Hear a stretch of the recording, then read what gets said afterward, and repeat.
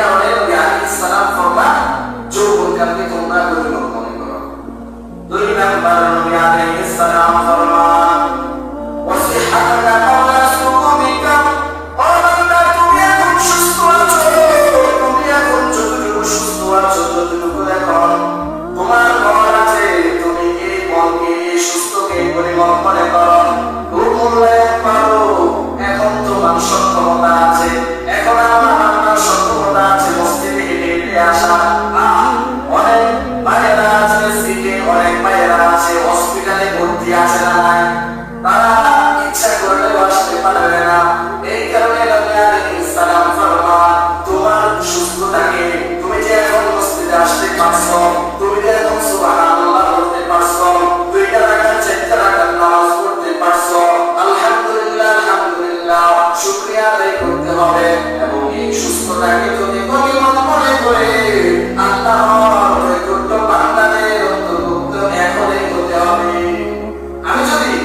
আমি এখন যতটুকু সুস্থ আছি, এই সুস্থতাকে যদি আমি গনিমত না মনে করি, অহেতু কাটিয়ে দেই, তাহলে আল্লাহ তাআলার দরবারে আমাকে জবাবদিহি করতে হবে। 3 নাম্বার ওয়াদাকা ক্বাবলা ফাকরিকা, বান্দা তোমার কাছে 10 টাকা আছে, তুমি 10 টাকার মধ্যে তুমি 1 টাকা দান করে তুমি আল্লাহর শুকরিয়া আদায় করো।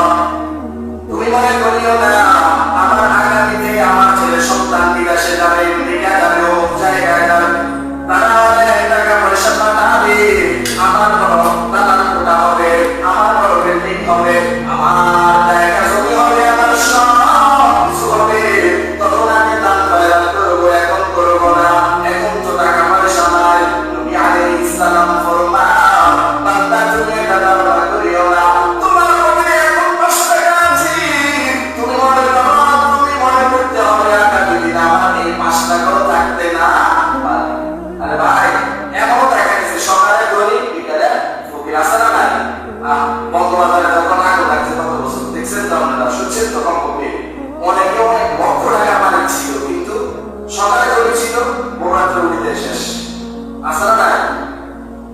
আপনার কাছে এখন ছোট টাকাই আছে, আপনি ছোট টাকার মালিক, অত টাকার মধ্যে আল্লাহর রাস্তায় আপনি দান খয়রাত করে, মাদ্রাসা মসজিদের মধ্যে দান খয়রাত করে আল্লাহর শুকরিয়া আদায় করতে হবে, গনিমত মনে করতে হবে, আমার মনে করতে হবে, তাহলে আপনি আল্লাহ তাআলার নৈকট্যপ্রাপ্ত বান্দা হতে পারবেন।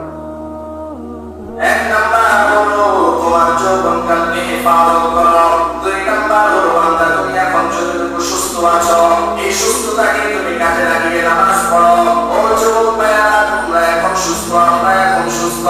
আল্লাহ নবী রাহমাতুল লিল আলামিন বলেন যে যুবক বান্দা বান্দিরা যৌবনকাল পাইয়া ইবাদত বন্দেগী করবে, কাল কিয়ামতের ময়দানে কঠিন ভয়াবহ সূর্যটা যখন মাথার উপরে থাকবে, তখন যারা যৌবনকালে ইবাদত বন্দেগী করবে আল্লাহ পাক রব্বুল আলামিন তাদেরকে আরশের ছায়ায় দান করবেন, ছায়া দান করবেন। সুবহানাল্লাহ।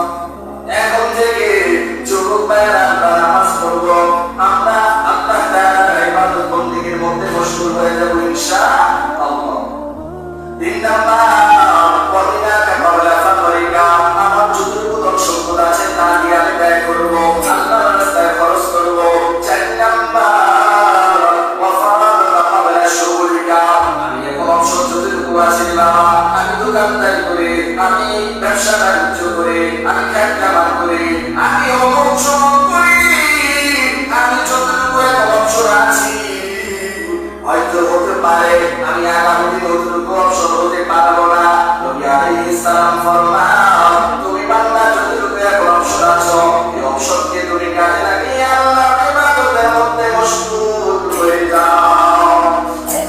5 নাম্বার জিনিসটাকে গনিমত মনে করো। 5 নাম্বার জিনিস হলো হায়াতুকা ক্বাবলা মাউতিকা, বান্দা তোমার এখন জীবন আছে, যারা মৃত্যুবরণ করে ফেলেছে তারা ইচ্ছা করলেও এখন কিছু করতে পারবে না। ভাই এখন আমাদের যৌবন জীবন সব আছে, এই জীবনকে কাজে